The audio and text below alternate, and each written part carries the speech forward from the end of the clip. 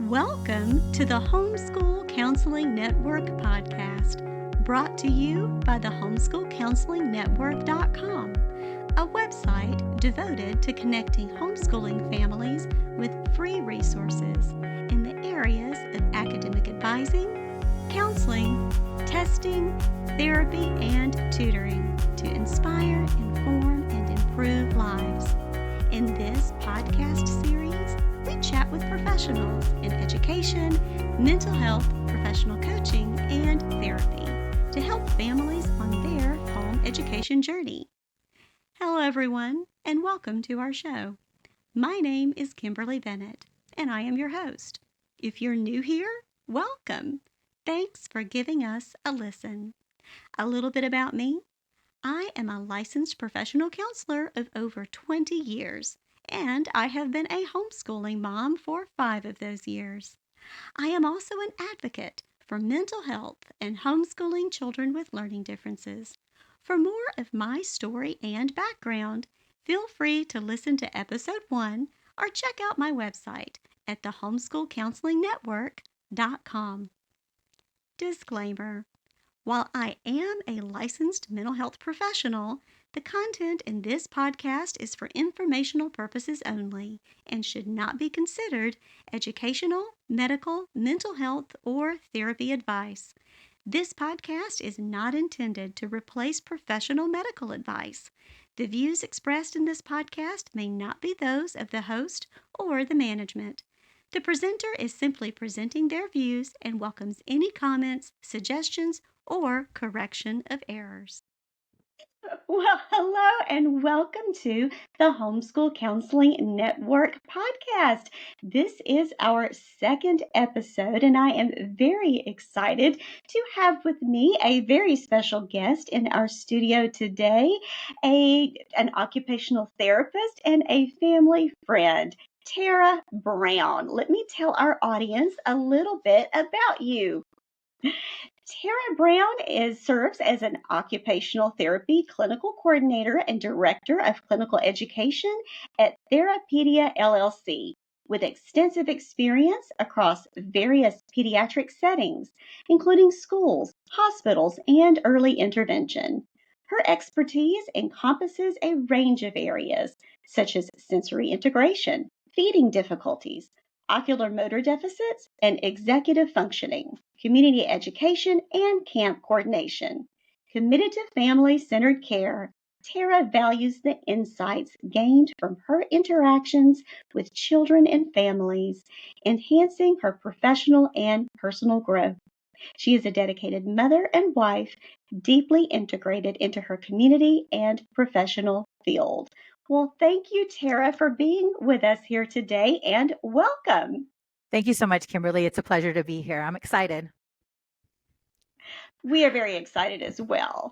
For those of you who are just joining us, this is our second episode for the Homeschool Counseling Network podcast. And the Homeschool Counseling Network is an advocacy and resource website that is devoted to bridging the gap between professionals who are supporting homeschoolers and homeschooling families. There's all types of support out there for homeschoolers. You do not have to go it alone, but sometimes you can get a little bit lost in the alphabet soup of what does this provider do and how can this person help me, or here's this learning challenge that my child faces and I don't know what to do with that. Well, the good news is you do not have to do that alone. You have a wonderful wealth of providers out there that are here who are equipped to help meet your needs, not just as homeschoolers, but who are also parents. And so today I wanted to introduce you to a professional who has been in our family since our son was about the age of, I think we started with you when Jonathan was 4.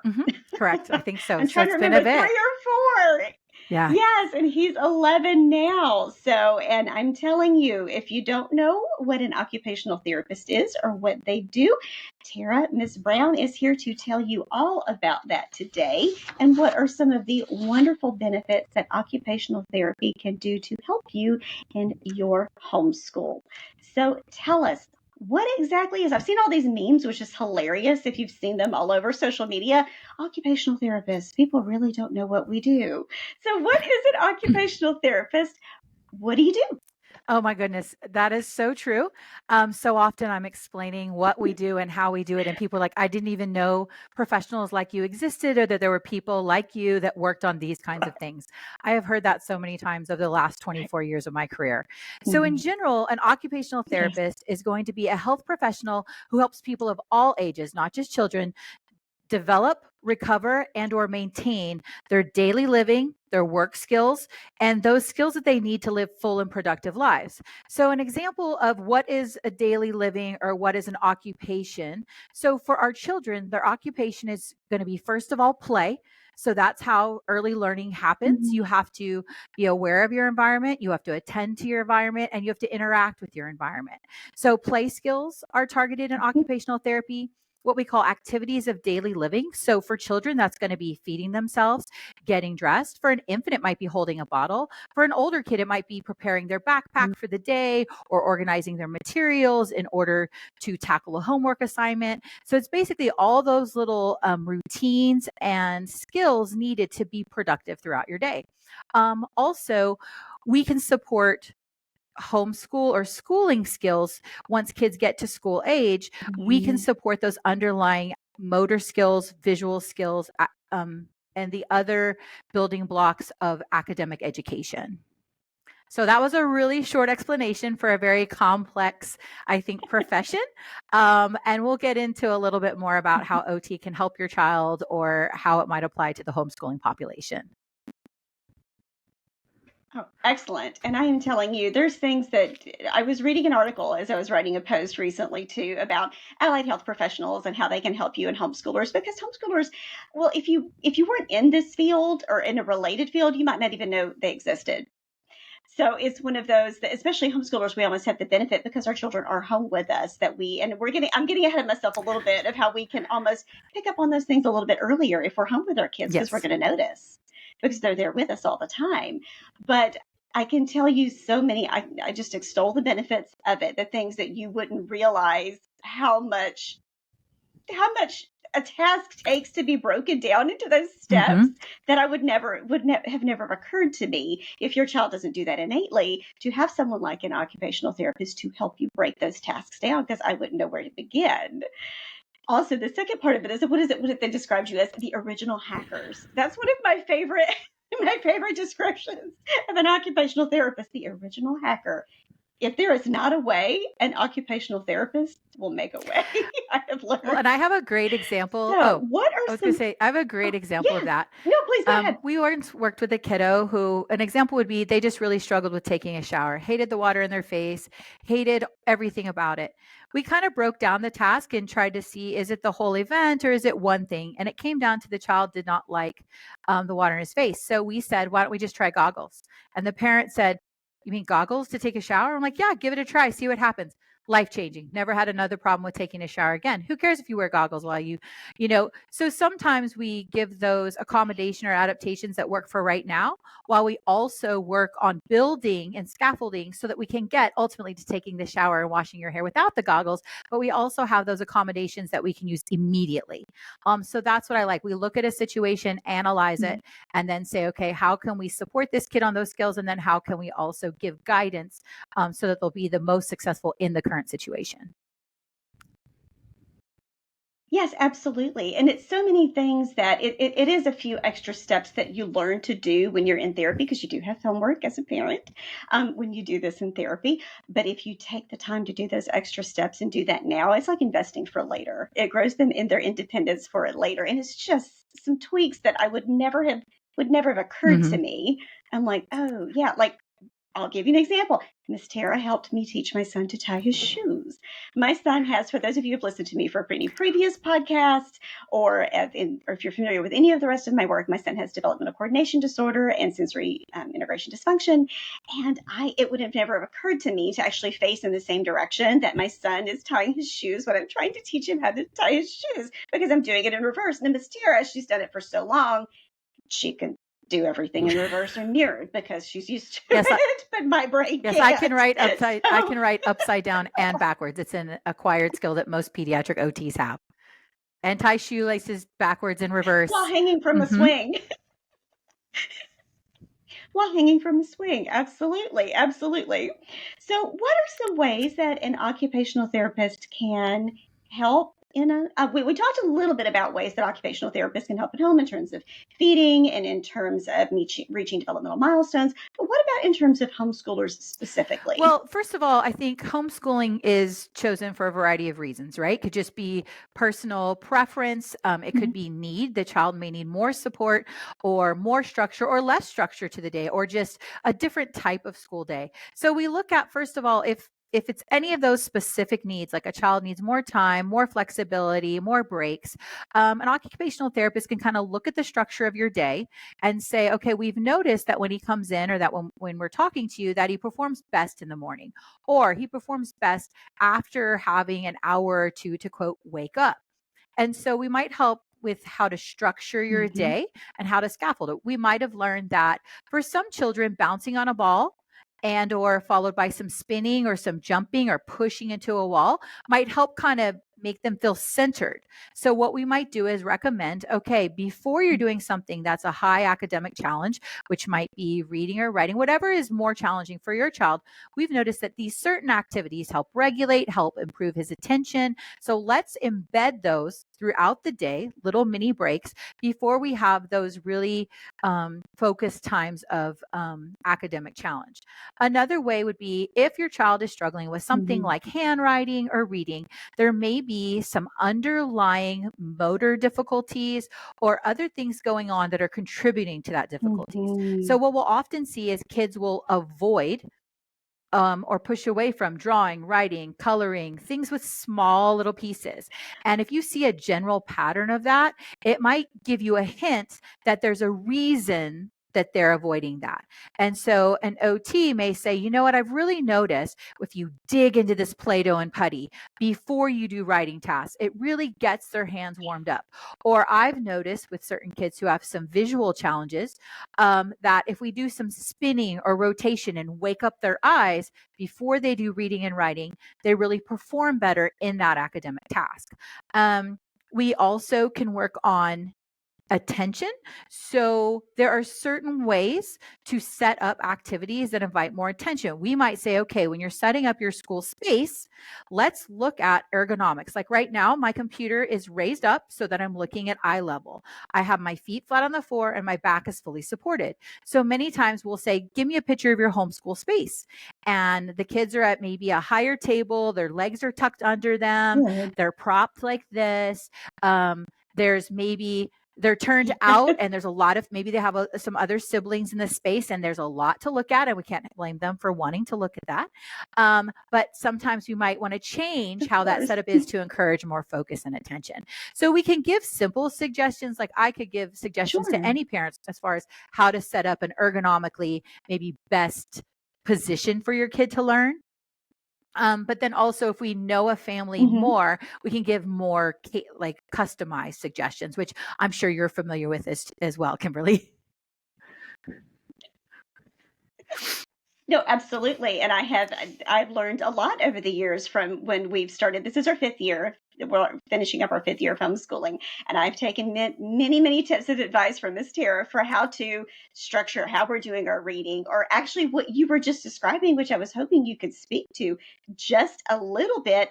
What Miss Terra was describing was just, I'm not used to calling her Miss Terra, That's sorry, fine. because we've called her Everyone that for calls me that. so many years and I'm from the South. So I'm just going to call you Miss Terra. But you were actually describing the things to wake up the different sensory systems. Most people are only familiar with the five senses, and we actually have eight. Yes, that's correct. Is that correct? So I'm not going to ask you to go into depth all of those, but if you could talk maybe just a little snippet about what the extra three sensory systems that we have, and describe a little bit what you were talking about, which is a sensory yes, diet. I'd love to. So that's one of my favorite things to address and work with. So basically, we call them the three unconscious systems, because a lot of times they're functioning in the background without our awareness, or that's what should happen with many of the kids that we work with, or kids that maybe just need some mild support. Some of these systems are not working at their optimum level, or they're not giving precise information to the brain. So those systems are the vestibular system, system. So the vestibular system works with another system called the proprioceptive system. So all these systems work together, but I'm going to break them apart for ease of understanding. So the vestibular system is responsible for your understanding of how your head moves through space. So it's going to be acceleration, deceleration, rotation, inversion. So it has to do with the head. So if the body's just moving and the head is stable, you're not using your vestibular system as much.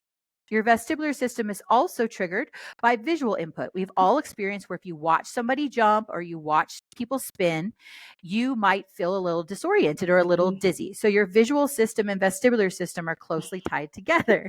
And if you experience that, there are things you can do to address that to make yourself a little more comfortable.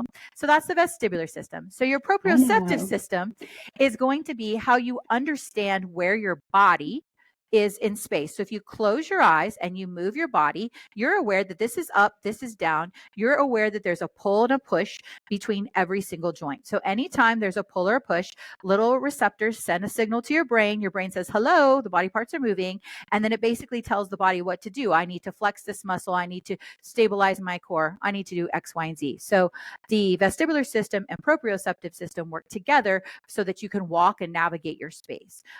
You have the eighth system, which I think there's more information now, but it's probably the lesser known system, called your interoceptive system. So that is your internal awareness of what is going on inside your body. So for example, if you feel a little rumbling in your tummy, adults and people with well-developed interoception recognize that first. Then they understand, oh, I think that feeling means I'm hungry. That feeling means, ooh, I might be sick. That feeling means I need to go to the bathroom. That feeling means I'm nervous. So we have to first know how to attend to it, then interpret it, and then what do we do about it? So many of the kids that we're seeing nowadays have difficulty in this area. So we'll often hear like they just wait too long to go to the bathroom. So when I hear that, a lot of times I think that maybe it just took a little long for them to recognize that internal signal, or maybe it took a long time for them to realize what to do about that internal signal, or the child may have something else like constipation or something else going on that those signals all get jumbled together and they all kind of feel the same and they don't know what to do about it. So these three unconscious sensory systems really work to tell our body what to do. And every kid is going to be working to develop these systems along with their senses of sight, vision, smell, taste, touch, as they go from infancy to toddlers to school age and then young adults. So now we have all of those, and what an OT will do. Oh, go ahead. Sorry. Oh, okay. No, Sorry. I was nodding. Yes. Oh, I've learned a so lot we have all in of those 8 years. Is there anything you want me to expand upon? Okay. No, I think you're doing great. I think that's a great, and I will also put up some visuals for this as well, because I've created, Miss Terra's taught me a lot over the years. So definitely, if you're listening to this just on rss.com, by all means, please hop on over to the homeschoolcounselingnetwork.com and you'll have a video and we'll have some visuals for that as well. I have some infographics already made up because Miss Terra has taught me a lot. Oh, that's great. Thank you for the compliment. I really appreciate that. Because when parents really know, like, knowledge is very empowering. And then when you have the capacity to not only recognize, but know what to do to help support your child and even yourself, because a lot of this applies to adults as well. I think that that's very empowering. Right. And it gives you some insight instead of thinking, oh, they're just not listening or they're just, what is it? They're just strong-willed or they're just whatever. If you think about it with somewhat of a different lens, I think that helps us understand, interpret, empathize, and then do something supportive about it while also still maintaining the demand, because we don't want to necessarily say, oh, that's hard. And so, oh, you can't. We don't want to do that. That's very disempowering. But I think knowledge of how these pieces impact our children help us, set them up for success. Right. So you asked about a sensory diet. Absolutely. So we are all different, right? So, I am more sensitive to sound. I, love to move. I love exercise. I love deep pressure, hate light touch, and certain textures drive me bananas and don't let my food touch. So we're all different, right? But what we're looking at is how we all function. So those are little quirks and little eccentricities that we all have. We all have those.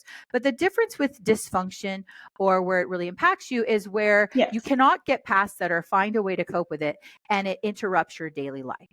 So some kids struggle with these areas. So we look at kids that struggle in those areas. They probably need more support and more of a sensory diet. Then we also have things that any kid struggles with, right? So for me, if I'm trying to study and focus, I love gum. I love chewy snacks. I love to have music playing in the background that does not have words. And I like to talk out things, right? That's my MO. If I am really tired, I'll start twirling my hair. For other people, it might be that they wiggle their foot, they chew on their pencil, they do those things. So there are certain things we know that are, quote, regulating or support attention. So for children in general, we love to recommend things called heavy work. So heavy work is going to be anything that requires you to push, pull, or carry. So basically putting the kids to work. So by giving them something to push, pull, or carry, you give them a task, very task oriented, like push this around and pick up your toys, hold these bags for me, pick up the wet laundry and make it go from this basket into the dryer. And to me, that's very functional. It makes sense, right? And you're also making them a productive member of the family. They're doing their part. But what that does is it gives feedback to their bodies, and then that feedback goes to their brain and basically gives them like an enriched experience about my body is moving and doing this. And you have to look at sensory input as food for the brain.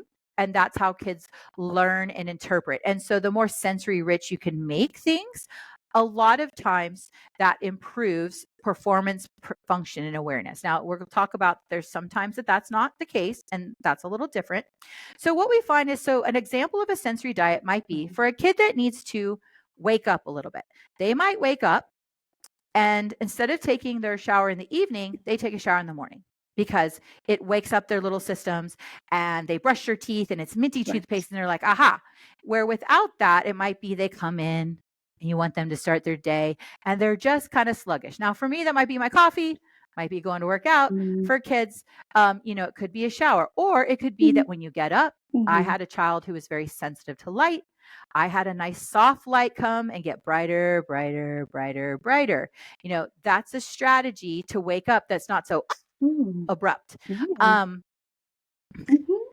You might start the day with crunchy cereal to wake up their mouth and get things going. So you might have crunchy cereal, or you might drink your applesauce through a straw, because we have found, like, if your kid wakes up and they're a little more up and you need to kind of focus and center them, you might have them drink some of their snacks, like pudding, applesauce through a straw, because we know, if you think about from infancy, sucking can be calming, right? That is true for children and adults as well. So smoothies through a thin straw, drinking out of coffee stirrers, those kinds of things can be regulating for a child. So that's just an example of some morning activities. Then you might say, okay, we get our morning started. We're doing some academic work. It's really going well. Now, getting a little antsy. We're kind of, propping, leaning, different things. It may be time to take a break. And because you're homeschool, you can do that. And that's the great flexibility of homeschool, right? I love that. So that might be where it's time to get outside. Kids are really, actually adults too, are really only wired to attend for about 30 to 60 minutes max, even adults. Then it's time to get up and do something. And especially, I know some homeschool families use like a computer-based program. So if we're talking about work on the computers, then we often want to take a visual rest break as well. So this serves dual purposes. So, that's really the time that it's, maybe you can, if it's nice weather, which is hard in Texas, I know, but go ahead and get wet and get hot and get sweaty. Go outside and get on a swing, jump on a trampoline, bounce on a ball, roll across the carpet, march around the room and sing your song for music class. I'm a big fan of music. So you can use music to both engage and increase attention. So you can have a really rhythmic, like, ants go marching one by one, hurrah. You can play classical music in the background. We've heard of the Mozart effect, where if you play music at 60 beats per minute, it can, elicit improved attention, engagement. So I love to use music and songs to help regulate. So let's say afterwards you put that, you put that movement break in there, and then maybe it's time for lunch. If you wanted to give a higher sensory stimulus during lunchtime, you could go back and do smoothies. You can do ice. You can play around with things that are cold. Your little science experiment could be food that's hot and cold or warm and cold. And that also helps with awareness. Then maybe you return to some academic work, however you do. And it could be, where this time they're sitting on a ball. Some kids that helps with attention and some kids it doesn't. So you just have to be mindful of your specific kid. If you have balls flying all over the living room, maybe that's not the best. But you that is not your sensory diet. But that's the beauty of a sensory diet. You try things and you find what works, and then you kind of stick with that. For my personal son, he plays piano before he does homework. It kind of just helps focus, gets those fingers going. I wish I had thought to put this in his sensory diet early on when we were working on handwriting skills, because after becoming a piano player, his handwriting is now beautiful. So, I have much respect for not only listening to music, but playing music as well. So that's an example of what a sensory diet might look like. And I'll give you a couple that, we might have some kids that they're up really high, right? And we don't need to wake them up. So for some of those kids, we might use things like, we call them a pressure vest. Now, you can't really get a pressure vest without a therapist. However, you can try compression Under Armour makes those compression garments, or they also have like those baseball sleeves. Or the compression socks that they have for runners. You can try some of that. And sometimes that helps with the kids kind of just bringing them down a couple levels so they can focus and attend. You may have them sit for a period of time on a rocking chair. Just that rhythmic movement is calming. Fast and erratic movement is usually arousing or will increase your level of attention and engagement. So rhythmic rocking can be done. Also, something that requires a little bit of repetitive drumming. Those kinds of things that have a very repetitive beat. Some families have used an interactive metronome, the little thing that goes tick, tick, tick, tick when you're playing piano. They've had it just set in the background at like a 60 beat per minute rate. And they've said that their child kind of just seems to kind of just come down a couple notches. So it's just kind of dependent on each kid.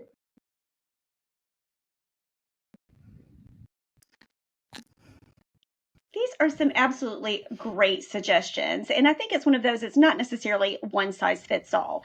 But the good thing is, your child better than anyone else. And if something's not working, you can throw it out and you can try something else. That's the beauty of homeschooling. That's the beauty of having a sensory diet. And there's a lot of books out there, and I'll put a list of that in the show notes as well, that I have read over the years that you have recommended to me as well, that have taught me a lot. I think one of my favorite is The Out of Sync Child Has Fun. That's one of my favorite that talks about how to, and we still use a lot of those. And even a lot of our sensory diet, my son's needs has changed over the years, and that's okay. But you learn how to read them. And then as they grow and they get taller and they get taller than you and their center of gravity changes, those needs change as well. But these are some absolutely wonderful, wonderful suggestions. So thank you so much for going into detail for us. But I would like to talk, if you've got a moment, about the importance of screening and assessment, and especially early intervention. As homeschoolers, one of the most beautiful things we have is we have our children with us all the time, and we can see them we can see the changes. They're with us. They're not necessarily, and there's nothing against daycare. Parents have to work. I completely understand. But if your child is with you, you have that opportunity to observe some things a little bit earlier. And especially if you have peers, you might be able to, if your child has peers, you might be able to compare them to it a little, to their peers in development, as you will. Unlike us, where we had one and we're like, sorry, kid, we're always figuring it out with you. You're the first kid. We didn't know any better. But can you speak to especially the homeschooling community about, because a lot of times these conditions that you treat are not necessarily identified until school age. But early intervention and early treatment and identification is so key, and it helps make great strides for kids. So can you talk a little bit about the importance of early intervention, early assessment, and how parents Oh, can get yes. And access you're to so right. that, The especially for earlier the we homeschooling can community. support and help a kid and a family, I just think the easier the path is and the more awareness and support we can give them as they move forward academically in their homeschool. And if they ever decide to return back to a traditional school setting, they're even more prepared for that. So, first of all, some things that we look for. So, in general, Mhm. Yes. most 2 to 3 year olds can take all their clothes off. They should be working on putting all their clothing on. Some of the things we look for is if a child is really struggling and you're feeling like you need to give them more support in this area, that's kind of a thing to say, there's something going on. And if you can, not, I don't like to compare because every child is different, right? But if you have a group of friends or you notice that your child is maybe struggling more than other children their Sure. age, it's something to bring up. You can bring it up with your primary care provider, but we'll talk about how you can also get a screening without that as well. So you can get a screening from occupational therapy, physical therapy, or speech therapy by Ah, some places. I know Therapedia specifically, we do offer free screenings where if a parent calls up, says, I have a concern about X, Y, and Z, I'd like a screening. We can schedule a free of charge screening where we look actually at the big developmental areas. We'll look at gross motor skills, fine motor skills, and language skills. Because even though a family might be concerned about one thing, oftentimes things occur together. And so mhm. it's important for us to go ahead and look at it. And we let families know. Usually this screening is about Yes. 15 minutes long. It is formal and it is based on basically specific age and stage expectations. So that's something that you can Mhm. call up specific places. I know that we offer it here at Therapedia where you can get free screenings. So you have screening and then you have an assessment. An assessment is going to be an in-depth look at your child's motor skills, Okay. sensory function, performance and self care, academics, interaction with their environment. We'll look at a number of different things, and some of them will be standardized. That means based on other children that are of a similar age and stage, and we kind of compare and see where your child is performing compared to peers of their same age. Now, to get a full Mhm. evaluation for occupational therapy, physical therapy, or speech therapy in the state of Texas, you're going to have a referral from your primary care physician or nurse practitioner that says, I would like to have a full developmental or Mhm. OTPT or speech evaluation. And then after we get that, we schedule it and would do something like that. So some of the things you're looking for, like I said, is Right. if there's difficulty completing some self-care tasks, it could be Mhm. something like your child keeps trying to put their socks and shoes on and you notice that they keep leaning back and propping on their hands. Well, a child of 2 and 3 should be able to activate their core and lean forward and bring their foot up. So if you notice that every time they put their foot up, they're leaning back and propping on their hand, that might tell you that there's something going on in their core stability that's making putting that sock on hard. Something else you'll look at is if you try to put your kiddo in the bathtub and they're screaming and yelling because it's too Yes. loud, or they can't tolerate the water on their face, or you try to feed them and they only eat 5 foods, or you put a new texture in their mouth and there may be a textural thing, or they'll only It's wear 3 pieces of clothing because they're so sensitive. And every time you try to put their socks on them, they're screaming and yelling because it's not just right. Um, that might be Mhm. a sign, let me get a screening. Another thing is if you have a generalized avoidance and refusal to participate in activities such as sitting and reading a book, drawing and coloring, like craft type stuff, avoiding puzzles. Usually kids avoid those things if they're Mhm. challenging. So if you keep trying to introduce it, like let's say you're like, oh, we're just going to do coloring and art. And every time you bring those crayons out or every time you bring those scissors out, they're pushing it off the table and running away. That's going to tell you that there may be something going on. Also, if you notice that your child propping, leaning, you're out to eat, they're always against you, they're walking and then they're saying, I'm tired. You're like, how can you be tired? You're like supposed to have more energy than me.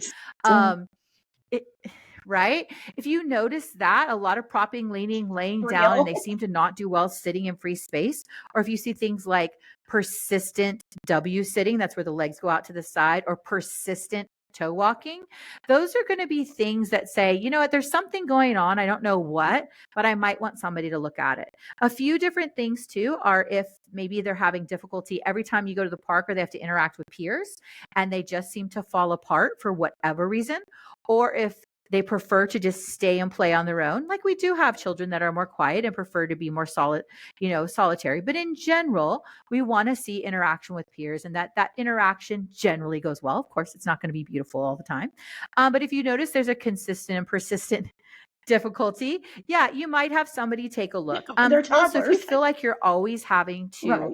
calm your child down or control your environment or keep it quiet, or, like in my household, we used to have to be quiet for almost 2 to 3 hours before bed, or bedtime didn't happen. Like that, it shouldn't have to be that way. That's definitely more challenging than it should be, right? So parents know, especially you're Yeah. talking about the homeschool group, you spend a lot of time with your kids. And Right. so if you feel like, you know what, this just should not be this Yeah. hard, it probably shouldn't. Parents know, first time parents or parents of more than one child, you and I Right. always tell people, if everything's fine and you do a screening, then everything's fine. Right? Because I feel like a lot of times there's fear. You go and you ask Facebook, and you go and you ask your friends, and you'll hear that, well, my kid didn't talk till they were 3 and they're fine. And my Yes. kid didn't do this until whatever and they're fine. And I know that that usually comes from a place of reassurance and caring. But what I always tell parents is, if you do the screening and you do the assessment and they don't need it, then they don't need it. And then and you don't have to worry at all. But if they do need support, then we get it Right. for them sooner. And that's the less they and you have to struggle. So I feel like that was a pretty good explanation of kind of assessment versus screening. But is there anything else you'd like me to flesh out? Absolutely. No, that absolutely answers it. And so in our case, our son was, I've got to Yeah. quit referring to him as a preemie anymore, because he's literally my height at 11 now. But it was one of those, I had to push a little bit with my pediatrician, and I just ended up switching pediatricians because he's preemie. It was the typical, oh, we adjust them until you're 2, because they have the developmental delays, which is pretty common in preemies. But this was a little bit different. And even though we didn't have any of the children, Mm-hmm. I knew that he talked pretty early, still a talker. He comes by it honest. But it's one of those that we have hardwoods, and was learning to walk late, and he would start to learn to walk. By the time he figured it out, I kind of noticed he wasn't quite doing it in the order that other kids do when they kind of do that cute little squat and stand up. No, he kind of looked like, it's totally not funny, Mm-hmm. but he's not seen the Lord of the Rings, but we called it the Schmeagle walk from the Lord of the Rings, and it was adorable. But it was one of those that he would start to, because he was so verbal, I would hear him. I would be washing dishes, and all of a sudden, wham, he would hit the hardwoods. And he got so used to me, he would fall a lot. He got so used to Oh. me saying, "Are you okay?" that he wouldn't even wait for me to ask. He would say, "I'm okay." Yeah. And this was just before we went for a referral. But I thought, Mm-hmm. but I would notice he would grip the floor so tight with his feet, because he was trying to ground himself and just get some stability and some balance. I thought, okay, no, I'm pressing the issue. I was pressing the issue. So you have to sometimes be that parent and be that little bit pushier, Mm-hmm. if you need to, with your pediatrician or with your primary care, to say, you know what? I'm just going to go Mm-hmm. ahead and do it anyway. Thank you for I'm going to adjust this after I've had this conversation for 6 months. No, I want to get this checked out. I want to get Yes. it checked out now. Don't be afraid of what's on the other side, because all that's going to be there is either, yes, Well, you're let me either going to ask you be this, confirmed that Kimberly. there's How nothing there, early or you're going to be offered was he? assistance to help you through it. Oh, only 6 weeks. No, there's a lot that happens. So He I'm was only glad you 6 brought that up, weeks. because that is something Only to 6 think weeks. about. Anyone who No. was born early is going to be, or who was a multiple or had any kind of NICU stay, is going to be a kiddo that you kind of have to keep a closer eye on, because there is going to be the higher likelihood that there is going to be something that pops up in their development. And what we often see is, like you said, very verbal, so advanced in that area, but maybe there's a few things kind of that are mismatch or asynchronous. And we often talk about that. And with the homeschool environment, and with kids that maybe are what we call twice exceptional, Yes. where they have these advanced level skills and or unique ways of learning, but then they also tend to have these ones that aren't only just at the average, but are actually below. So there's this big mismatch between their maybe cognitive verbal abilities and maybe their motor abilities. And what often happens is these kids know the rules, they know better, and they're, quote, so smart, but they lack these other things, maybe the social emotional piece or the motor skill. And I think that many of those things get overlooked because of how verbal they are, because of the perception that they're very smart and intelligent. And there's all kinds of different intelligence, as you've talked about before, and there's all kinds of different skills, and you need to have all of them to be, well-rounded and fully functioning in your environment. So I do agree that it's very important to trust your gut. And I know those are reassuring thoughts, whether they're from the primary care or from your homeschool friends or from your mom or whoever it is. But to go ahead and pursue that, I've even experienced that too. I'm in this world. I work with these people, and I wanted my youngest son to get a speech therapy assessment. I felt like he just was very fluffy. You could not understand him. And it was like, oh, that's normal. He's a boy. He's lazy. I'm like, no, that's not it. And even with the pediatrician, I wanted that referral. And they're like, well, aren't you a therapist? So therapists therapize. And I was like, yeah, I hear you, but I still want an assessment, and I switched pediatricians after that. I didn't appreciate that. But, and I'm not telling people that, not to trust their doctors at all. I think there's a lot of value, but you also need to trust yourself and your knowledge of your own child and your personal experience with your own child. So when my oldest son had some difficulties, what I did is tracked and reported everything. And when I showed them how often certain things were happening, suddenly it went from, oh, let's keep an eye out to, oh, that is a big deal. Right. So I think sometimes just the idea of, I'm concerned, just write it down. Oh, I think I see this. We'll just write it down. And then if you see a pattern, that tells you more information. And then you have a better idea of what might be helpful. Absolutely. So I think that the biggest takeaway from that, for sure, that we both agree on as parents and as professionals, is that you know your kid better than anyone. Trust your gut. Trust that mama gut. Trust that parent gut. If there's something in you that says, you know what, this just seems a little off, it doesn't mean you're worrying to death. Just go check it out. There's so much benefit that you can get just from ruling out, just from an initial, just from a screening. You might not even need to go to the assessment. Just get it checked out. I'll give you an example. We participated in a program here a couple of years ago called Little Maps through the UT Arlington, which is made for kids with DCD. Yes, love that program. Love Dr. Tamplain so much. She's wonderful, wonderful. So shout out to Little Mavs at UT Arlington. But we went, and we only went for a semester, and here is why. Because at the time when we went, let's see, this was just post-COVID. So Jonathan was 7. I'm having to remember how long ago this was. 8. He was 8. So there are other kids that were there. And every kid, and I'm not comparing, all I'm saying is that every kid that was there, they're all at different levels, obviously. But as I was sitting on the sidelines, as my son was out there playing with his peer mentor and learning, because it's basically a clinic where students who are in, I guess, the kinesiology program there are also learning as well. And they're studying DCD, developmental coordination disorder. So a lot of the parents on the sidelines were asking me, they're like, your son has DCD? He's here for that? I'm like, yes, he was diagnosed when he was 3. They're like, you can't tell. I'm like, well, we've had a lot of intervention. We've had a lot of intervention since he was 3. They're like, oh, we only found out about 3 months ago. So all I'm saying is every child is different. Every child is going to have they're going to function at a different level, not necessarily comparison. My key point there is the amount of early intervention that he had, that we have done through Therapedia, and then also the homework that we did at home, because we have to do that work at home too. And we'll talk about that when I have you on the show again another time, about the importance of doing your job as a parent and your homework as well. Is it just makes so much greater strides in their development and their confidence and their ability to participate and their self-esteem. Ones that have come to homeschool and then come to us. And then we've had ones that have transitioned to homeschool because that's what's the better fit for their children, who maybe has a learning difference and maybe has a diagnosis or does not have a diagnosis. And what we've kind of talked about here at Therapedia is that we feel like it's an underserved group, because so often certain things are identified in school or preschool setting, right?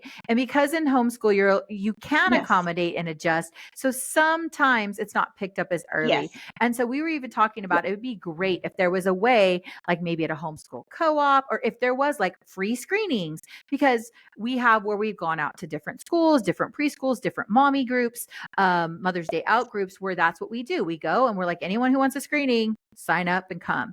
Like, we feel like that might be a positive thing for a homeschool group to offer to the local homeschool groups. it's kind of hard to understand. There's co-ops, and I'm not quite knowledgeable about all the different dynamics there. No, but I speak a lot about advocacy. Both of my websites talk about the importance of putting on that extra hat, your advocate hat, as a parent. So this is part of what I wanted to definitely summarize with this. Our talk on this show was to reach out to the head of homeschool co-ops or the head of homeschool groups, or even we're hybrid homeschoolers, even through the brick and mortar school that we have. Those are places there where positions in leadership can reach out to clinics like Therapedia and other OT clinics. Most of us in a helping field, we give back to our community in some way. We get into these fields because we love what we do and we love helping people. It's certainly not for the big bucks. So reaching out, maybe if you're a leader as part of that homeschooling community like I am, and helping find ways to get in touch, reach out to a clinic and say, hey, I've got this event coming up. Can we schedule a screening for that day? And this is also, it's just a wonderful opportunity not only to help get those kids screened if they need it, but it's also an opportunity for students like OT students and PT students to come out and get their skills met as well. I love having students. We've had many students over the years as well, because they learn and they also help your child at the same time. And they're eager and they're young and they're ready to get out there and learn it all. So that, I think, is something that we can definitely speak to, and I can put some more information about in the show notes, how you can reach out to an OT with some questions that you can ask, or to some clinics in your area, just to say, hey, come on over and see if you can do a screening on this date or on a couple of these dates, free of charge, just to see I if did there's have one more Well, topic to speak to. So I just wanted to also say that I think we've yes, talked about young kids and like beginning, like school age absolutely. kids, but not really those older kids. So I know there's a lot of high schoolers or middle schoolers that are participating in Mm-hmm. homeschool. And I think sometimes as they hit puberty and they move into those different areas of life, sometimes things start to pop up then. It could be dealing with anxious feelings or how to manage stress. It could be how to be organized and set up like a project, preparation for college, how to look for colleges, prepare for testing if necessary. And there's ways also for occupational therapy to support those students as well. And I think that it's often overlooked, because when we do get an older adolescent where we're helping and support in that area, so Oh, many times they're like, wonderful. we didn't even know there was somebody who did this stuff. And so I think that those middle schoolers and high schoolers, it's like they're older, they're on the way out, and Right. they kind of get left in the wind sometimes. So that's another piece too, that if you have, a middle school or high schooler that seems to be struggling, whether it's with attention, They focus, do. organization, how they frame stress, because we like to talk about a growth mindset. A stress is, it's about the interpretation of the stress, and stress impacts change, both positive and negative. But how to frame that. So we have some older kids we've worked with where they get up, they do yoga Yes. poses, they do box breathing, they Mm-hmm. do certain movement activities because it helps wake up their system. We talk about healthy tech use because that is definitely a big issue right now with those age groups. We also work with the families how to set up parameters and rules about tech use. So Oh, when it yes. comes to that, being proactive is the key, and thinking about when and how I introduce technology to my child, I'm going to be very intentional. And there's going to be it this way. I think what we've seen is it's given, and then people don't know how to pull back when they see that certain things are happening that are not productive or healthy for their family or their child. So that's another area I think that is Right. so underused as far as how OTs can be helpful and supportive. And so I just wanted to bring that up for a Area one second. that's So coming up for me, we'll but tell it's just because I'm families not too, there if you yet. have things that were helpful in the past, But that is so sometimes when key. they hit That is puberty, so you need key. to bring those things all back out again and be prepared for it, because those things that were helpful, whether it was sound like music or rhythm or oral stuff, it's going to be useful again. And I've often seen too where sometimes the kids kryptonite, like the kids that are oversensitive to sound or oversensitive to touch, becomes their superpower. So I have a number of children that I've worked with who were so sensitive to sound, like they wouldn't Mm-hmm. go into bathrooms, they couldn't get haircuts, they covered their ears all the time, they wouldn't go into a regular school environment, that now they're beautiful musicians. They recognize the subtleties in music. And I have at least 4 who are, when I say they're exceptional musicians. So that's the other thing too, is think that sometimes these things, or the way they're so sensitive, can actually be helpful to them in the future and really shape who they are. But sometimes it's about the framing that you have about it and the presentation of it. Right. And so, wow, your ears are so sensitive. Can you hear the differences? Sometimes it's the framing. So I do like to, remind families that you may start at a very challenging place, but it may end up pretty beautiful in the end. I know it's hard to see that at the beginning, but also a good therapist or a good, relationship with people that know those things can help you see that as well, versus just saying everything's fine. Sometimes that does more harm than good, I think. No, absolutely. Absolutely. And it is about framing it. It is about looking at it as though it's not through the lens of fear and not through the lens of pacifying or ignoring. It's about just, okay, well, this is different and this is new. Now let's look a little deeper at it. Do we need to look a little deeper at it? And then what are we going to do about it? What are we going to do about it? Or do we need to do anything about it? That's sometimes, sometimes that's the case as well. Well, Ms. Terra, thank you so much for coming on with us here today, because you have provided a wealth of information. And I know we are grateful for the time that you have been with us and our family. And I think that there will be so many different homeschoolers who will benefit from the information that you have provided. And the more people know that they have control and that they can do something, the better it is for all the kiddos out there, whether they need services or not. So I appreciate you and your time and your willingness to have me on and discuss these things. The people that are listening and your child and your family are so lucky to have you. So there's mutual admiration here for sure.